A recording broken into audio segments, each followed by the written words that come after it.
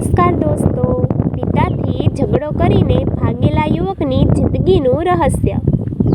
અમદાવાદના એક પોશ વિસ્તારમાં આવેલી મોટી આઈટી કંપનીના માલિક રોહિતની ગણતરી આજે શહેરના સૌથી સફળ યુવાનોમાં થતી હતી. તેની પાસે આલિશાન બંગલો, મોંઘી ગાડીઓ અને સમાજમાં મોટું નામ હતું.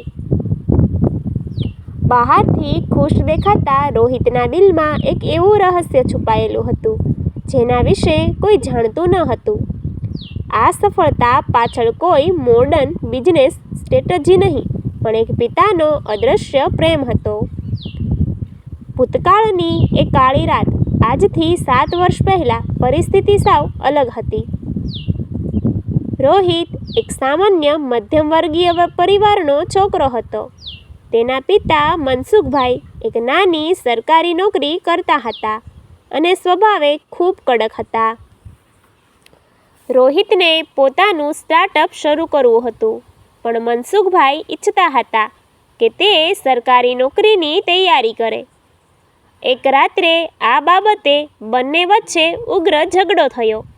ગુસ્સામાં આવીને મનસુખભાઈએ કહી દીધું, જો તારે તારું જ ધાર્યું કરવું હોય તો આ ઘરમાં તારા માટે કોઈ જગ્યા નથી. અહંકાર અને ગુસ્સામાં અંધ થયેલા 21 વર્ષના રોહિતે રાત્રે જ ઘર છોડી દીધું. તેણે મનમાં કસમ ખાધી કે તે પિતાની મદદ વગર જ મોટો માણસ બનીને બતાવશે. રોહિત મુંબઈ આવી ગયો. શરૂઆતના દિવસો ખૂબ મુશ્કેલ હતા. ખિસ્સામાં માત્ર થોડા રૂપિયા હતા. 2 દિવસ તેને ભૂખ્યા સૂવું પડ્યું. ત્રીજા દિવસે તે એક નાની કંપનીમાં ઇન્ટરવ્યૂ આપવા ગયો, પણ ડિગ્રી હોવા છતાં અનુભવ વિના તેને કોઈ નોકરી રાખવા તૈયાર નહોતું. તે નિરાશ થઈને ફૂટપાથ પર બેઠો હતો. ત્યાં જ તેને એક અજાણ્યા નંબર પરથી મેસેજ આવ્યો, તારા બેંક ખાતામાં થોડા પૈસા જમા થયા છે. હિંમત ન હારતો, તું જીતવા માટે જન્મ્યો છે. રોહિતે ખાતું ચેક કર્યું તો તેમાં 25,000 રૂપિયા હતા. તેને લાગ્યું કે કદાચ કોઈ મિત્રે મદદ કરી હશે.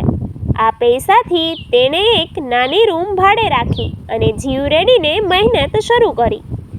આશ્ચર્યની વાત એ હતી કે જ્યારે પણ રોહિત મુશ્કેલીમાં મુકાતો, જેમ કે રૂમનું ભાડું બાકી હોય કે નવું કમ્પ્યુટર ખરીદવું હોય, ત્યારે પેલા અજાણ્યા નંબર પરથી તેને બરાબર જરૂરિયાતના સમયે પૈસા મળી જતા.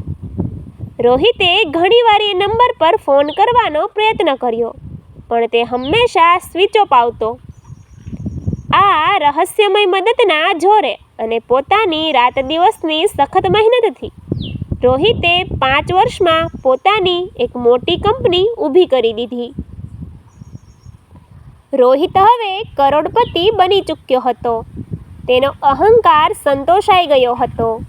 તે પિતાને નીચા બતાવવા માટે 7 વર્ષ પછી પહેલીવાર પોતાના વતન પાછો ફર્યો. નવી ચમકતી ગાડી લઈને જ્યારે તે પોતાના જૂના ઘરે પહોંચ્યો, ત્યારે ઘરનો દરવાજો બંધ હતો.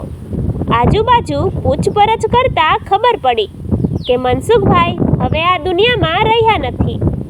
6 મહિના પહેલાં જ કેન્સરની બીમારીના કારણે તેમનું અવસાન થયું હતું. આ સાંભળીને રોહિતના પગ નીચેથી જમીન સરકી ગઈ. પાડોશીએ રોહિતને એક જૂની ડાયરી અને ઘરની ચાવી આપતા કહ્યું,